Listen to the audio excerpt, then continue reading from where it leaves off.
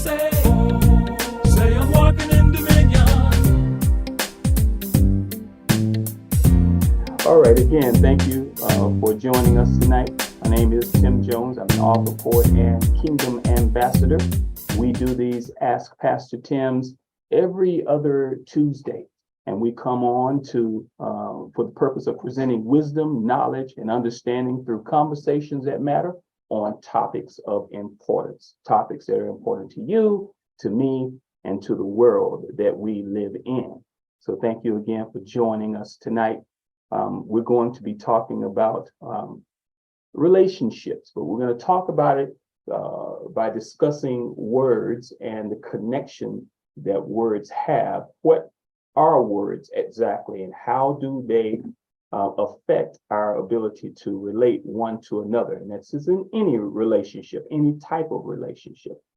So we're going to talk about that tonight. I would like to invite you to subscribe to our channel. You can follow us on Instagram, on Facebook, and YouTube, Getting Clear with Tim Jones, on either one of those platforms. And if anything that we're doing blesses you in any way, helps you in any way, please, by all means, like, share, and subscribe to our channel. All right, so Julie, you want to say hello? Hello. All I got. You want to say hello? She said hello. All right. So yeah, let me preface it a little bit by just kind of giving you a little text background in terms of what we're going to be talking about in terms of the word. So a word, period, right? We know words because we use words to describe, to communicate, to talk, to distinguish one thing from another. Names, those are all words. We use words are very important in our culture, in our society, in our existence. And so what we have to recognize is that words are just letters unless those words have a connection to something. When something has a name, that name is its connection to itself. And then we have a connection to that thing if we know what it means, or know what it is, or know what it stands for, or know what it represents. If we don't know what it means, what it is, what it stands for, or what it represents, then we have no connection to that particular word. So I can introduce a brand new word to you here, and you may have never heard it before. And then I give you a definition of that word. Now I'm giving you context and giving context for your connection that you will have with that word. And so that will be your first tier connection, is when you first heard it and first learned about it or what it meant. And so you may go on to research it farther and find some more information about it. You may grow to understand it better, and that will deepen your connection with that word. Well, the everyday words that we use are no different. Okay, our everyday words are the same. We have a connection with them, or we don't have a connection with them. So these are the types of things that affect our communication. So Julie's going to ask some questions, and we'll talk a little bit about that, and I'll share some experience, what we've seen and what we've heard and what we've had an opportunity to experience ourselves. I've been counseling people for probably about 30 years now, and one of the major things in relationship period, even if you're not dealing with another person, the relationship you have with yourself. If you remember, I've said this several times, that the first conversation that happens is the conversation that's happening within yourself. Your thoughts are communicating something to you. They may be reminding you of a connection that you have, or they may be reminding you that you don't have a connection with this word. And this word is usually associated with a person, someone who may be speaking that word or representing it. So yeah, let's just jump right in here on this particular topic here, and then I'm going to share some things with you about some things that we're doing in terms of uh, understanding, helping people to better communicate by understanding the words that they use to describe themselves, to describe how they feel, to describe what they want, to describe their expectations. All of those things are very important. So, Joe, you want to just give a little foundation for yourself in terms of this topic? Foundation? Yeah. How does this relate to you, or how do you relate to it? How has it affected you in any way, shape, form, or fashion? I think I've always been very careful about the words that I use, or I try to be, because I'm trying to be cognizant of how it may come across to other people, and especially when it comes to like friendships and family relationships, things like that. I think it is important for us to be mindful of how we come across. Sometimes when you're comfortable with people, you can be a little bit more lax in how you deal with them. Yeah, for And sure. then we're more careful when it comes to strangers, and it really should be the opposite. And so when I think about this topic, I think of the desire to like always improve when it comes to communication and wanting to, just be better about relationships in general. It's important across the board, no matter what arena you're in. Being able to have correct relationships with people is so important. Yeah, And we all know like the biggest part of relationships is communication and whether you can communicate well. And so I think it's an important topic. And I definitely am looking forward to seeing, ways that we can communicate better and make sure that, we can understand one another when we're in relationship with people. I have a question for you. Mhm. You mentioned that we tend to be more lax in terms of our attention to the words that we use around people that we're more comfortable with. Mhm. Why is that so, do you think? I think we expect them to know our heart behind things, and we expect them to extend more grace to us when it comes to everything, but especially even when it comes to our words and how we speak to them. I think we also assume that they'll just be more forgiving and or that we have more time to fix it if not. Whereas a stranger or maybe a professional relationship, you may have just a couple of interactions to get it right, if you will, or maybe just even that one interaction or that first impression or those type of things. So we kind of treat those scenarios differently than somebody who's going to be in and out. I think we just kind of take people for granted. And yeah, we assume that they should extend more grace to us and that they know our heart. They know, oh, we didn't mean it that way. Or they should read into how we mean things. I think we do that a lot. Very interesting. I've been married for 31 years, and one of the things that my wife and I have discovered is that there is never a time when it's not necessary to use our words. And the reason why I make that statement that way is because the minute I think that there's not a need to use my words is the moment when I start expecting something that may not be the case. It's like, you should know, I should know, but what if I don't? Right. What if I don't know the thing that I should know? And so we've learned that it's always important to use words, especially with those who are closest to you, because those are the relationships, obviously, that you want to honor the most. Right. Well, can I say that communication, using your words and using them carefully and strategically and intentionally, is one of the greatest ways to honor someone, just like misusing your words with them is the greatest way to dishonor them. So if I can, just kind of hit that in the head with a hammer real fast, I would like to suggest to you that is a myth in our minds, that the closer we are to someone, the less we have to talk, or the less we have, that's we all would love for it to be that way. And in some cases, it is, but that still doesn't negate the fact that it's always better to use your words. It's kind of like,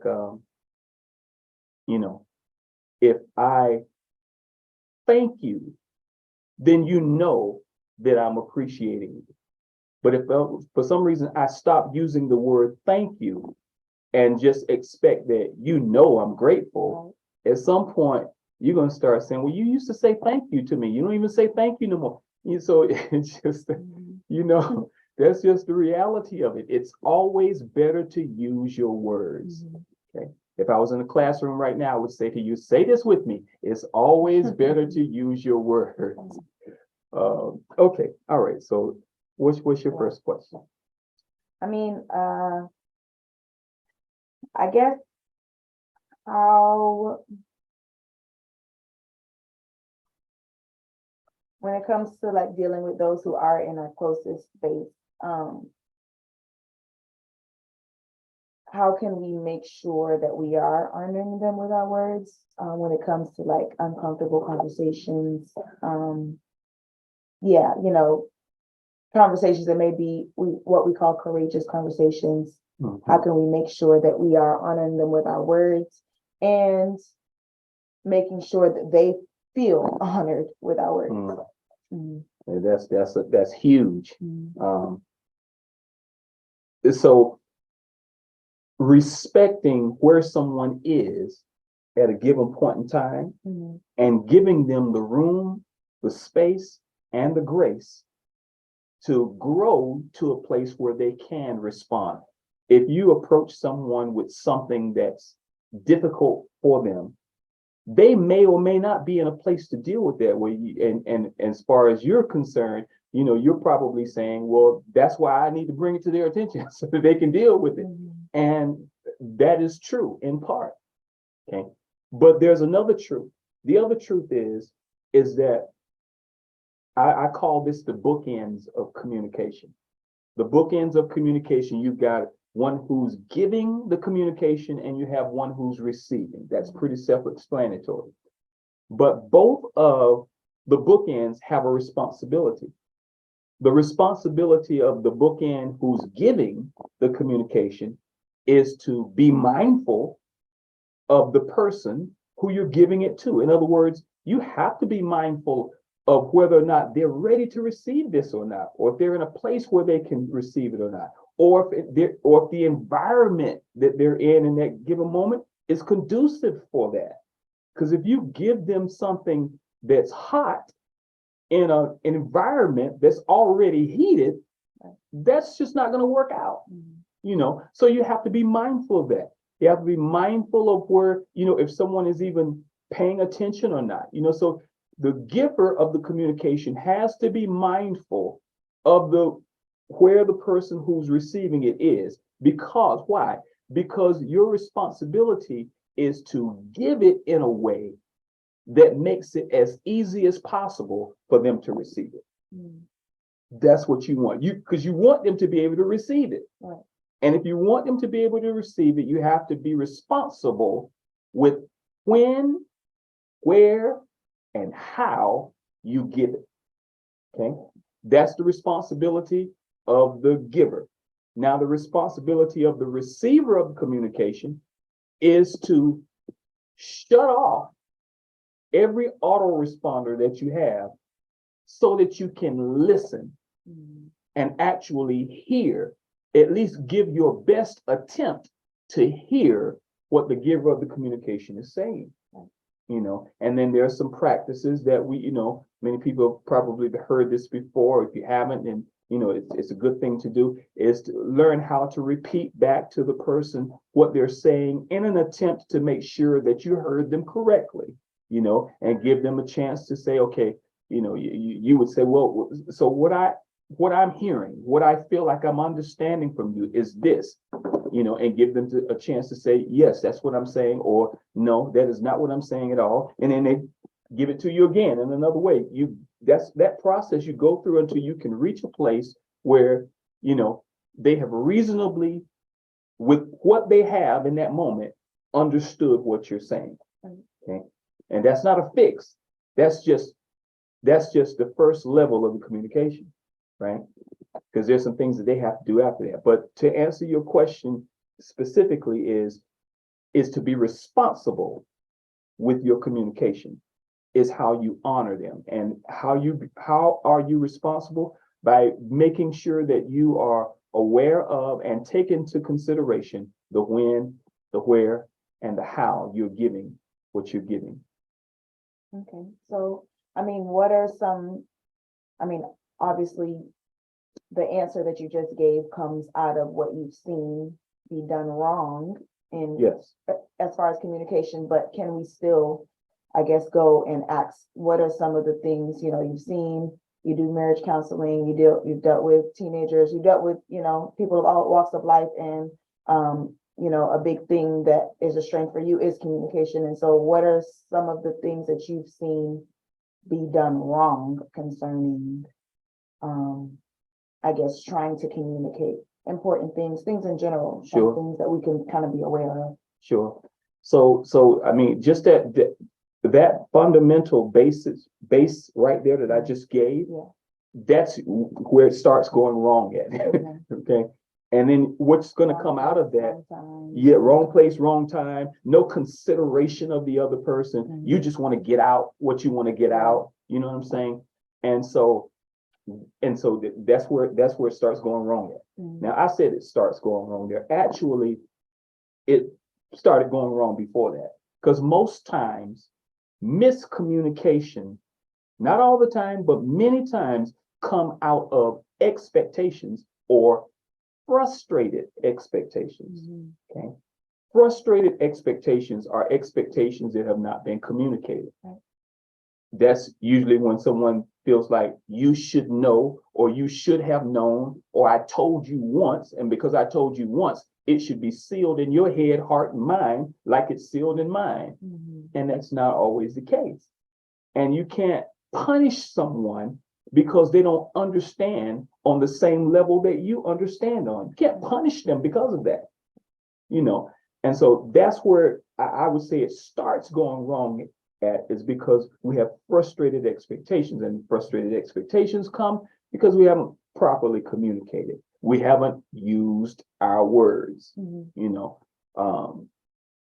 that can be a real tough thing. So I've seen a lot of that, particularly with couples, but in relationships generally, and in particular, as it concerns a relationship where there's a status or a tier, in other words, like a boss and an employee, same things, right? You have expectations, but if those expectations haven't been communicated, you can't expect someone to do something that they don't even know you need done or want done, So it comes down to, that's really common sense, but it becomes one of those things that's a really big thing in relationships a lot, because of what you said earlier, is that we tend to become lax, right, in our relationships, and think that people, we think there should come a time when we don't have to use our words.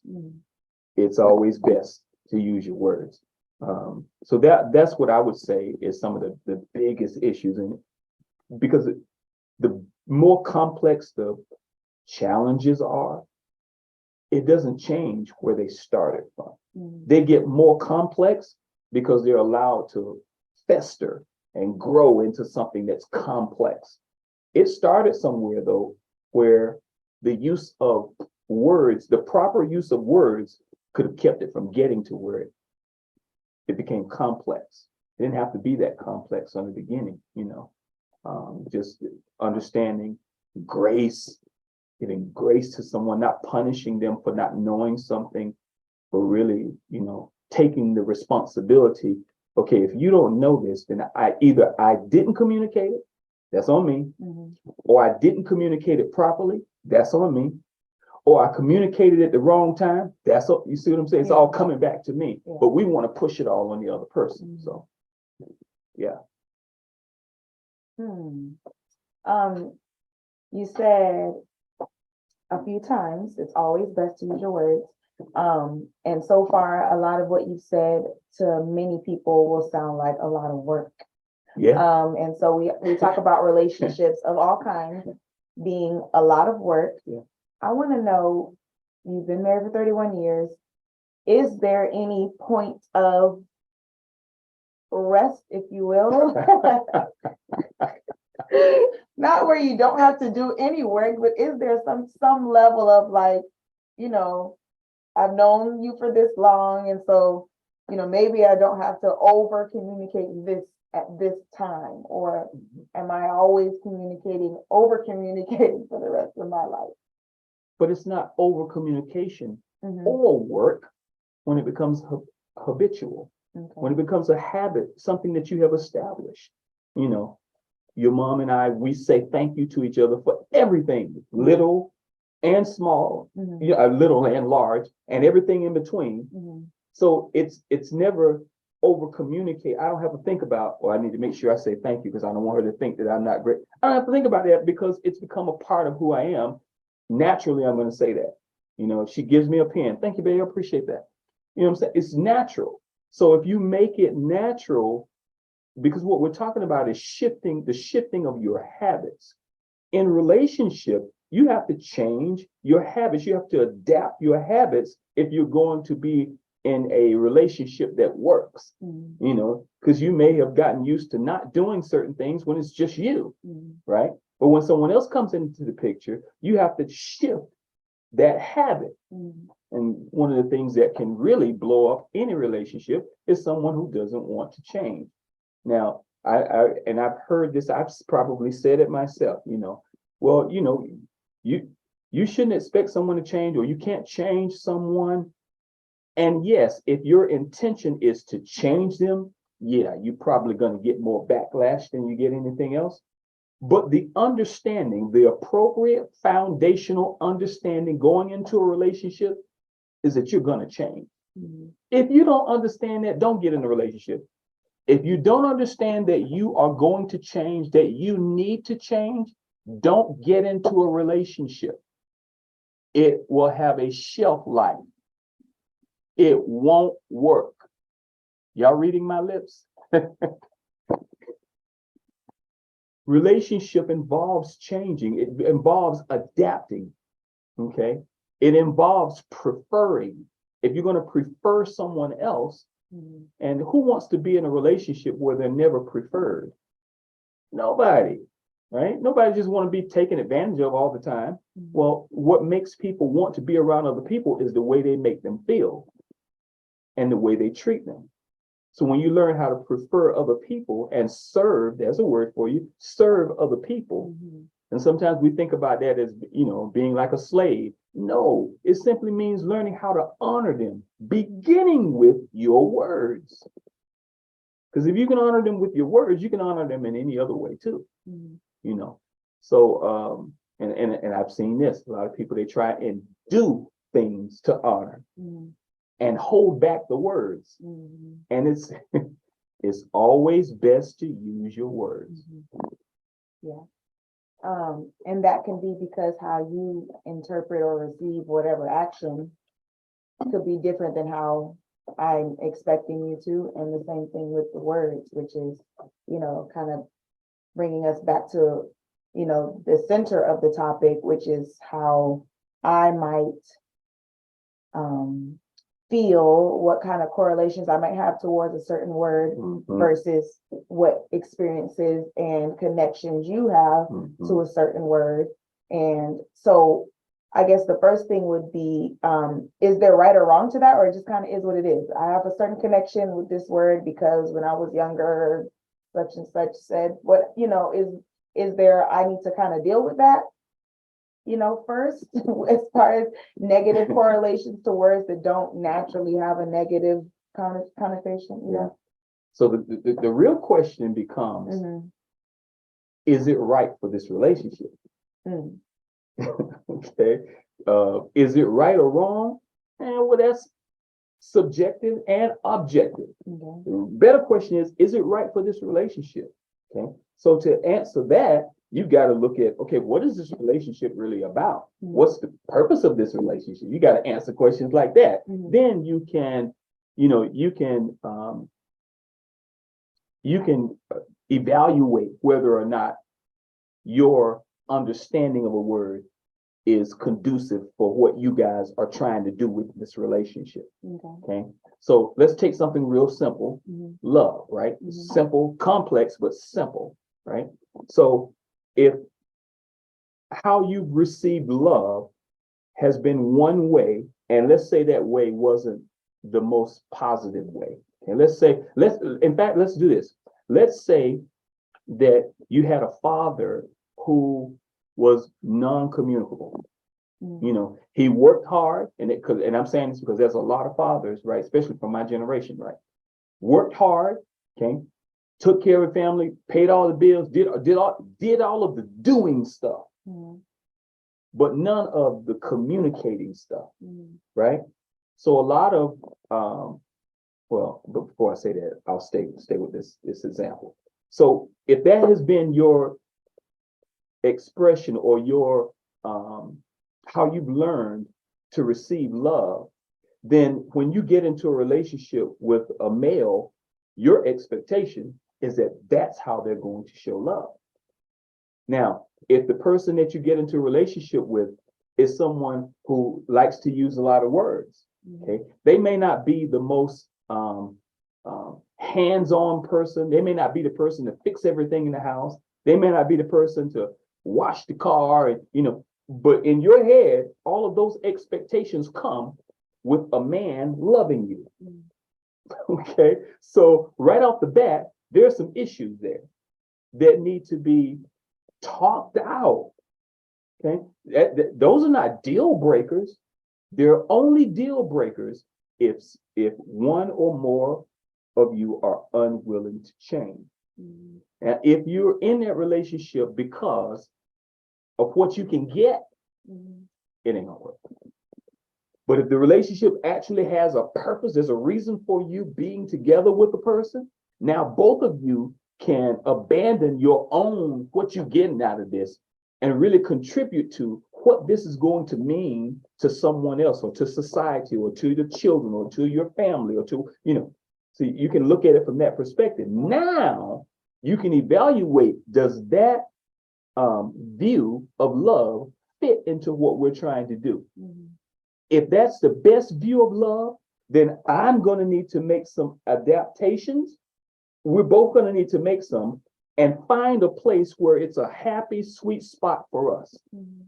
in terms of what we think, feel, see, and say about that word love. Mhm.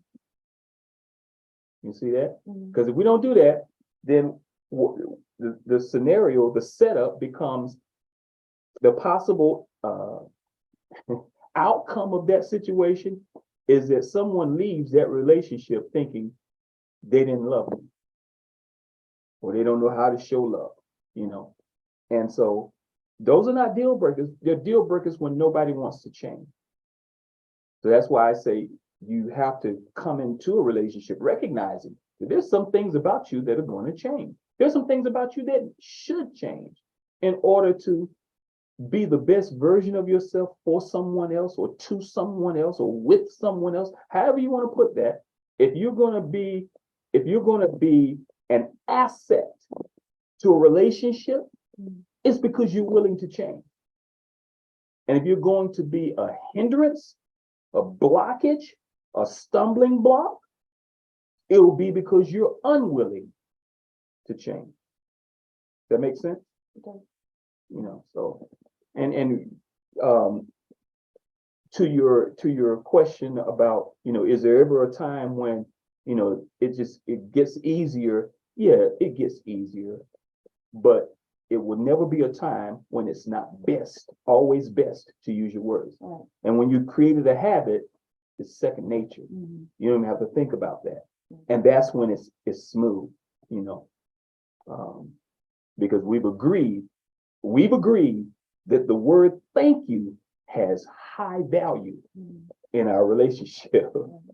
See? And we both understand it and have defined it. And so now we live by that.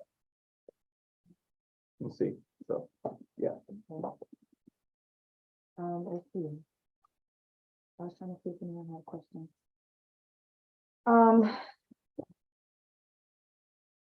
There's a lot. So, how do I, I'm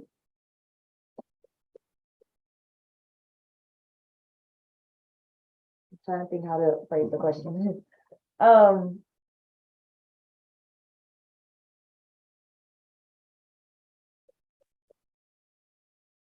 don't know how to phrase it. How can I guess,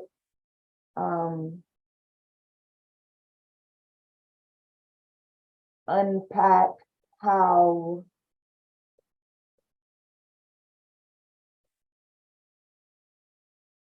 so let's say I don't agree with the way that somebody's relationship with a certain word or idea or whatever. Mhm. But it is something where I do want to be in relationship with this person, whether friendship, whatever it is. How do I guess, come to a middle ground, I guess, or how do I come to a place where, we can figure out what works, kind of like what you were just saying, but where we can figure out what works for that specific relationship. Okay. That's a good question. That's a good It's question. like trying to find the words to say it. Yeah. And so I would say, first of all, you can't. You said, how can I? You can't. Mhm. The question is, how can we? Okay. Because you both have to show up Mhm. willing to change, to sacrifice, and to redefine. That is the most beautiful part of the whole thing, is you don't have to be in love with your connection with that word. Mhm. You get to redefine it and make it even lovelier. If what you had before was great, awesome, you can make it more great and more awesome by redefining it with the person that you're with. That's the opportunity that you have. Mhm. Sometimes we look at it as, what we're going to lose. But man, what about the opportunity to gain even more than you had?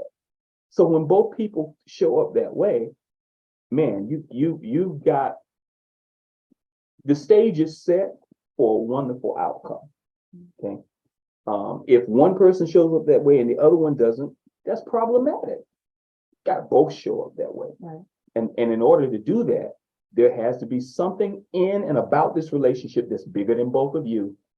There has to be a purpose for this thing to come to pass. For this thing to, one of my favorite questions I ask couples, the couples that come to premarital counseling. Enough couples don't get premarital counseling. But the ones that do, okay, one of my first questions I ask them is, why is this going to work? Why does this have a future? And they got to convince me on why this is going to work. And it can't be because I love her and he loves me. I love her and she loves me. It can't be that. That's not that, because it's not going to work because of that. You guys are going to have some communication skills if this is going to work. You guys are going to have to be able to see something bigger than yourselves if this is going to work. You guys have got to come into this thinking more holistically than thinking selfishly. If you come into it thinking selfishly, you're probably going to, first and foremost, you are going to have expectations that are frustrated because you're not going to communicate them. Because when you only think about yourself, oh God, I'm about to say something that's really good. When you only think about yourself, okay, if you show up thinking about yourself, you just disqualified yourself from working towards a viable solution to anything. When you show up selfishly, and it's easy to show up selfishly. You can show up selfishly and not even be conscious and aware that you're showing up selfishly, right? And when you show up that way, you've tied your own hands, as well as the person's hands that you're trying to, work with. So you have to be, you've got to show up with the expectation that there are some things that not only that I'm going to need to change, there are some things that I'm willing to change. Right. Because if whoever it is that you are attempting to be in relationship with, if they're not important enough for you to arrive at that place, that I'm willing to make some changes because I think that because this thing has a future, because I've seen something that's bigger than me, right? We've both seen something that's bigger than us, and we're excited about that, right? Yeah. I think it's like people have in marriage. Trying to see if there's any question. Yeah, I think you were talking about serving. I mean, the themes that I'm hearing is being willing to serve and really wanting to reach a common goal. I love how you were talking about redefining. We don't have to, so we're coming with different backgrounds and we're coming with different experiences. But we get to redefine what it means for us and what's going to work for us as far as a common goal of the relationship. Because another part of it is if you have two different goals, that's not going to work out. What is your goal? And if you're only there to get, that's problematic, obviously, already. And so, centering, really just our life and the roles that we play in many areas, being willing to serve, like whether it's at work or whether it's in a relationship. I just feel like that posture of serving, that heart of serving is gonna be like the basis that you need for all of the things that we're talking about. And if you don't have that, like you're automatically gonna be more selfish and you're gonna be, more so coming into it, making sure you are understood and what you mean by it is understood and all of those things. So I briefly spoke with you about when you told me the topic. I brought up the exercise that I feel like I probably just seen it on TV at this point because I haven't been in marriage counseling or anything, but the exercise where they have you say something to the person and then they repeat it back as how they heard it. And I've talked about I've been in situations where I didn't necessarily like do that exercise specifically. It was just like, I don't remember how I would phrase the question, but basically the point was to see what they heard. And it would be like, how did you hear that from what I said? And so I just feel like that exercise is probably underrated. It seems silly and it can seem like, okay, I'm just going to repeat back exactly what they said to me. But I think sometimes you can even hear probably in the way that it's said, like how they repeat it back can tell you how they heard it too. Even if they say the exact same words, they say it with certain tones. They clearly received it negatively or whatever the case is. So I think like even doing little things like that, where maybe pausing when you're having a misunderstanding, like you can sense a misunderstanding happening, maybe pausing and saying, so what is it you're understanding? Or what is it that you're hearing? Or, I don't know the best way to phrase the question. No, you can tell good. us, but no, that's good. That's good. You can say, I've said a lot. I want to make sure that you're hearing, the main thing of what I'm saying. So can you tell me what you're hearing me say? Okay, that's one space for it. Okay, and sometimes, and you will discern this. Okay, and I'm saying this without knowing everybody's level of discernment. You can tell when someone is not really genuinely trying to hear you. You know that, man. Come on. If you're a human, you can do that. Right. Okay. So you may not get out of that particular I'll call it a session.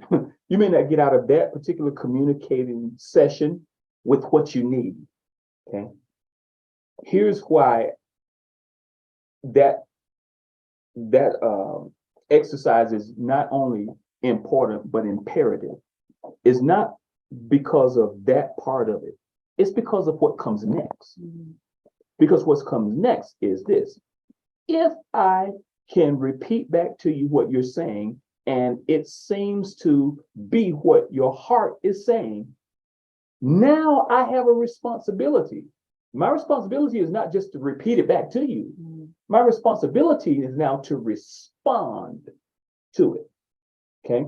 First and foremost, that response must be in appreciation of what you're saying and how you're feeling, regardless of what I think about it. Okay. I may think it's the craziest thing I ever heard. Irrelevant. My response must communicate to you that I appreciate that you feel that way, even if I don't understand how or why. Okay, that's first and foremost.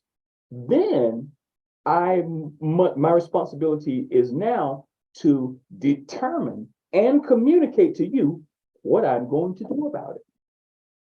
Am I going to make adjustments? Am I capable of making adjustments? Or do I just feel like that's something you're just going to have to live with? Whatever it is, my responsibility is to communicate that to you. Okay. And so someone who, if it's something that, okay, I can do that, then that's what you need to communicate. Okay, I hear what you're saying. And you know what? I can do that. Okay. Now, okay. So now how are you going to do that? So what I'll do is, I'll do A and B to try and get it started and see if that, now I can check in with you. We can check in with each other to see how I'm doing on that. We're starting to move in a direction now. Maybe you're not ready to do that yet. That's okay. Because remember, we can't punish somebody for not being where we want them to be at the time we want them to be there. Okay. But what that person needs to do is to say, I'm not there. Right.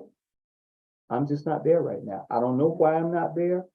I don't even know if I want to be there, or I want to be there, but I'm not. Right. Whatever the case is, your responsibility is to communicate it then. Not let it drag out and not leave it for you to interpret. Right. Have to try to figure out, the 4, 5, 6, 7, 8, 9 days later text and all that kind of ridiculousness. If you're going to text 4 days later, you need to have said, give me 4 days and I'll respond to that. Okay. If you're not willing to do that, you are an ineffective communicator. Okay. Just communicate, man. Even if you don't know, say you don't know. Okay. But say, I'm going to be working on this. I'm going to be praying about this. Whatever the case is, check back with me in a week. Give me a couple of days to respond. I need to pray about it. I need to think about it more. Whatever. Just give communication that puts the other person at ease in that moment. Don't leave them hanging. Don't leave them thinking. Don't leave them, none of that. That's the responsibility. That's why that exercise is so powerful, because it sets up what should be happening next. That's really good. Hard work. And can I say this part too? Because going back to our core concept tonight, which is words and their connections that they have. When you have two different connections with a particular word, and almost everyone is going to have, but let me say that differently. Rarely will two people have the exact same connections. They'll be similar, but there's going to be some variance in that somewhere, So that would be a frustrated expectation if you expect somebody to have the same thing and think the same way that you do. That's just not realistic, All right. Secondly, words. I'm doing this thing now on mental wealth, and it's particular to what I do as the motivational coach. Okay. So my friend challenged me to to have an acronym that reflected what I do specifically. And so I was thinking about it the other day, and it gave me, words, wealth, WEALTH, words encourage and lead to health. Okay. Everything about it is biblical. Words encourage and lead to health. Now, there are words that don't encourage and they lead somewhere else. Right. But if we're talking about using our words to present, to provide a platform where a relationship can grow, you want to use words that encourage and lead to health. Health, a state of health, is an absence of infirmity, whether that's physical, whether that's emotional, okay, or whether that's mental. Okay, there's a lot of mental infirmity, mental illness, mental infirmity, emotional infirmity. Okay, because in many cases, it's because words have been used that do not encourage or lead to health. So, what's my point? My point is this: you can build on any situation if you learn how to use words that encourage and lead to health. Okay. So, just because you have a toxic connection with a word, you can change that by simply using different words and redefine the connection with that word. Look it up, see what it actually means or what it's supposed to mean, and redefine your connection with it by choosing to use some different words. Get that in your head and in your heart, and then begin to live that out. Now it sounds like, oh, okay, all right, that's cool. No, this stuff is not easy to do. It takes how can I say? It absolutely takes intentionality. Absolutely. And it takes intentional practice. That's what I was trying to get to. Practice. You've got to have some things that you are doing to exercise this strategy. It's not just something you give mental assent to and then you just go about your business. No, you need to be practicing and exercising this strategy in order to move from words that discourage to words that it's not even encourage, it's empower. That's what it was, because I had encourage at first, but then I changed it to empower, because words should empower, because that's what they do. They either empower you or they take power from you. And when you use the wrong words with people that you care about, you take power from you. And vice versa.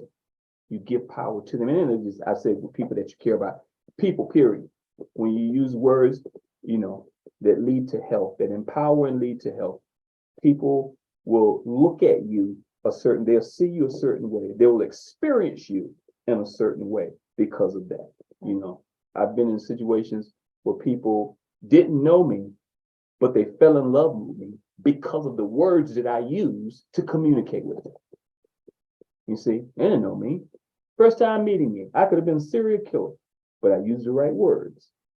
And those words brought their walls down, and obviously, anybody can play, and mask and pretend, but no, people know when you're genuine and when you're not, yeah. For the most part, people know when you're genuine and when you're not. There's some people out there who can really, fake it real good, but they can be seen through also. Yeah. But I wanted to say that about because I wanted to make sure that I make that point about words and their ability to actually, the Bible says it so many different ways. The power of life and death is in the tongue. Okay? Words heal. Okay. The right word at the right time is like a custom-made piece of jewelry, one version says, right? There's a whole list of those things, man, that I've got them in Proverbs and Psalms and other places too, but Proverbs is a place where you find a lot of them. But you get the understanding that words can heal. Okay. So, yeah. That's my story. I'm sticking to that. Well, no, I mean, that's really good. I don't know, are we put a bow on it.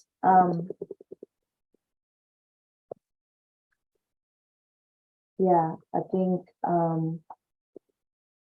it takes a lot of self-awareness for the conversation that we're having, like to be aware of how you come across to people, to be aware of your understanding and your relationship with specific words or situations. Yeah, just be aware of how you're showing up in relationships in the world in general.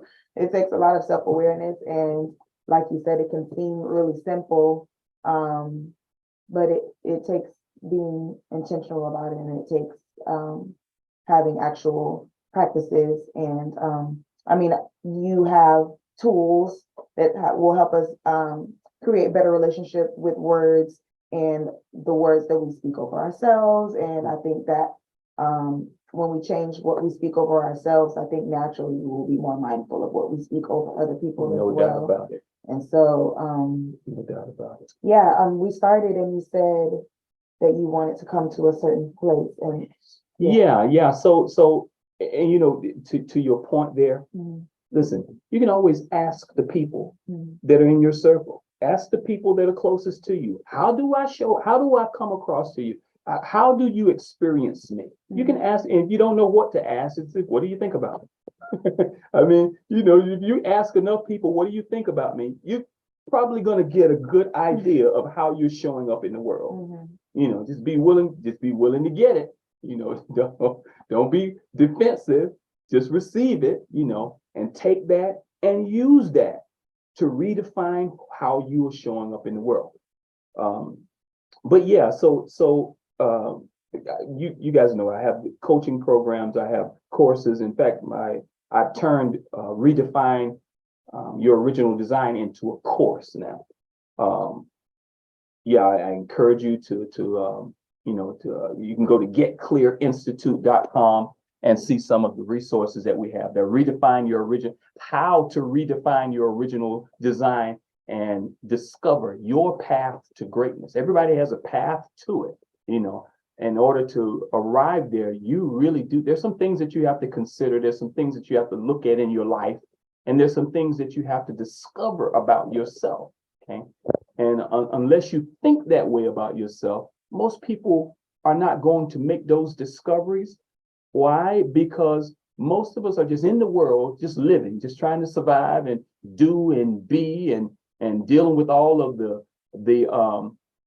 the pictures that are being painted for us and being painted to us and being influenced by all of the media and sound bites, and we're just in that world, right?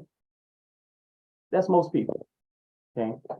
But when you begin to look at yourself differently and realize that you are a part of the bigger diaspora, okay, because of something that's inside of you, there's something on the inside of you that if you were to really begin to dig and discover what that is, you would find that you actually are a solution to some of the problems that are in the world, you know. But how many people think of themselves as a solution? Not very many. And so redefine your original design, that course, how to, I got to start saying how to, I'm used to not saying how to, but it is a course now, how to redefine your original design and discover your pathway to greatness. I encourage you to do that. I have a coaching program that's second to none in terms of helping you to develop a new relationship with words and being able to use words that empower you. Man, I encourage you, if that sounds like something you would be interested in, you know, again, getclearinstitute.com. You can message me on any of these platforms, Getting Clear with Tim Jones on Facebook, on Instagram, on YouTube. Message me, let me know you're interested, you know, or just go to getclearinstitute.com, see something you like there, and you can still, you know, get in contact with me if you're interested in any of those programs, any of those processes, products, and any of those resources. Okay. We have one question. Yes. I'm gonna read it. Okay. Ivana says, if words are a reflection of our hearts, should we focus more on growing in that area with God, or just by continuing to speak positive words while growing in the Lord? Great question. Great question. Here's the beautiful thing. is that when you become genuinely concerned about other people, you've just opened the door to God in your heart. Mm. You know, it is because that's how he created us. When you, that, number one. And number two, when you really start pursuing the reason why you are born, the reason why you were born, the reason why you are here, the purpose for your existence, you open the door to God. Because God's the only one who can lead you down that path, Right. to accurately understand why you are here on this planet. So, yes to that question, but the emphasis, you know, because some people spend a lot of time trying to be good Christians, and they just need to spend a time being good people, good human beings. And I'm not saying that in light of, you know, because some people will say, well, I'm a good person. No, that's not what I'm talking about. That's not the kind of good I'm talking about. I'm talking about the kind of good God talks about when he, you know, made things in Genesis. And after he made them, he looked at it and he said, that's good. That's the kind of good I'm talking about. That kind of good is, that's perfect, or that's exactly what I intended, or that's the purpose that it was made for.